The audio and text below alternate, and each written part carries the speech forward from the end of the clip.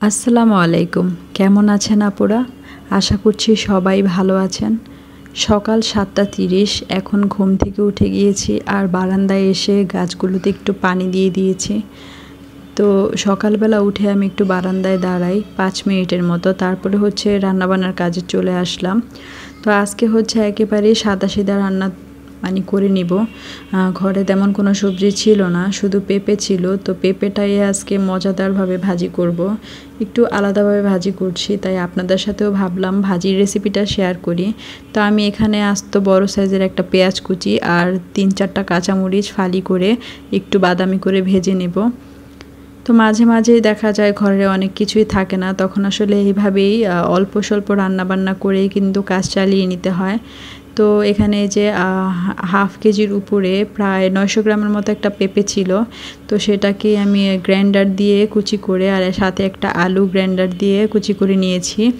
তো পেঁয়াজটা ভাজার পরে সবগুলোই দিয়ে দিছি। দেখতেই পাচ্ছেন যে অনেকগুলো কিন্তু। আসলে আমরা ভাজিটা খাবো হচ্ছে দুইজনই, রিহানের বাবা আর আমি। রিহান তো আসলে এগুলো আমাদের তরকারি এখনও খেতে পারে না। তো এর সাথে স্বাদ মতো লবণটা দিয়ে একটু নাড়াচাড়া করে দিলাম। তো ভাজিটা কিন্তু অনেকগুলোই করতেছি, আর সাথে যেহেতু তেমন কিছু রান্না করব না, তাই এই ভাজিটা একটু বেশি করে নিলাম। আর ভাজিটা অনেক বেশি মজার হয়। তো এই যে ঢাকনা দিয়ে ঢেকে দিয়েছিলাম। তো ৫ মিনিট পরে ঢাকনাটা তুলে একটু নাড়াচাড়া দিয়ে দিছি। এখন আর ঢাকার প্রয়োজন নেই।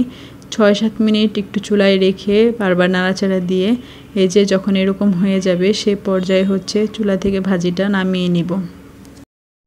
সকাল সকাল উঠেই আমাকে আগে রান্নাবান্নাটা শেষ করে নিতে হয়। আর এই যে ভাজিটা কিন্তু এখন একটা বাটিতে নিয়ে নিতেছি। তো রান্নাবান্না শেষ করলে আমার মনে হয় যে সবথেকে বড় কাজটাই শেষ করে ফেলেছি। আসলে গৃহিণীদের সকালে ঘুম থেকে উঠে কী রান্না করবে কি করবে না সেসব নিয়ে বড় টেনশন হয়। তো এরপরে এখানে হচ্ছে আরও ৩টা ডিম ভুনা করে নিছিলাম। আর এই যে বাবুর জন্য হচ্ছে একটা আলাদা ডিম পেঁপে আর হচ্ছে ঢেঁড়স দিয়ে ঝোল করে রান্না করে দিয়েছি। তো এটা হচ্ছে বিকালবেলার ভিডিও। আমি ১ পাউন্ডের মতো একটা কেক বেক করে নিয়েছি। তো এখন কেকটাকে স্লাইস করে প্রথমেই কেটে নিচ্ছি।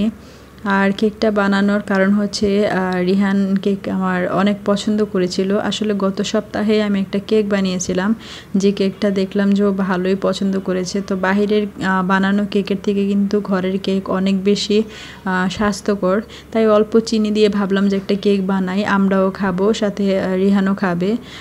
তো বাবুর জন্যই কেকটা বানানো হয়েছে। তো 3টা স্লাইস করার পরে উপরের যে স্লাইসটা সেটা আমি হচ্ছে নিচে দিয়ে দিলাম। আর এই যে বোর্ডটায় কিন্তু একটু ক্রিম বসিয়ে দিয়েছি যাতে কেকটা নড়ে না।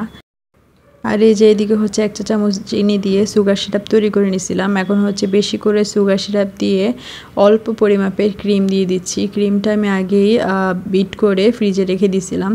যেহেতু বাপু খাবে তাই খুব বেশি ক্রিম ব্যবহার করব না।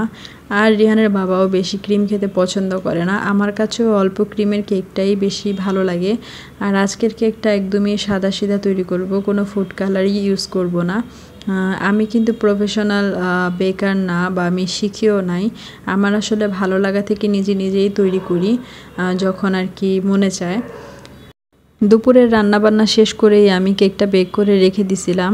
তো কেকটা ঠান্ডা হওয়ার পরে এখন হচ্ছে ডেকোরেটটা করে নিচ্ছি। আর খাওয়া দাওয়া শেষ করে আসলে সাথে সাথে কোনো কাজ করতেই কেন যেন ভালো লাগে না। আসলে সকালবেলা ঘুম থেকে ওঠা হয়, তো মনে চায় একটু রেস্ট করি। তো রেস্ট করার পরেই কিন্তু এখন আমি কেকটাকে এই যে ক্রিম দিয়ে কোডিং করে নিচ্ছি।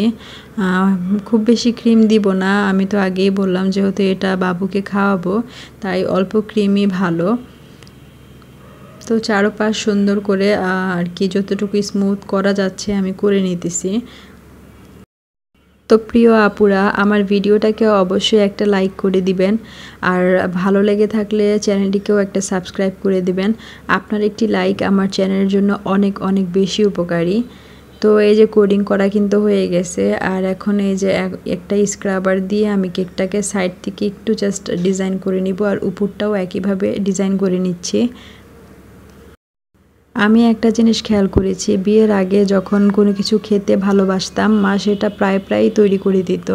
আর এখন নিজে মা হয়েছি তাই বুঝতে পারি আসলে বাচ্চারা যা পছন্দ করে তা তৈরি করে খাওয়াতে পারাও যেত একটা আনন্দের বিষয়। এই তো কথা বলতে বলতে কোডিং করা ডিজাইন করাও কিন্তু শেষ। তো এখন একটা রোজ নোজেল দিয়ে জাস্ট হালকা একটু রোজ এঁকে নিচ্ছি। আর এত বেশি গরম ছিল ওই দিন যে ক্রিমটা বারবার মনে হচ্ছিল যে মেল্ট হয়ে যাচ্ছে।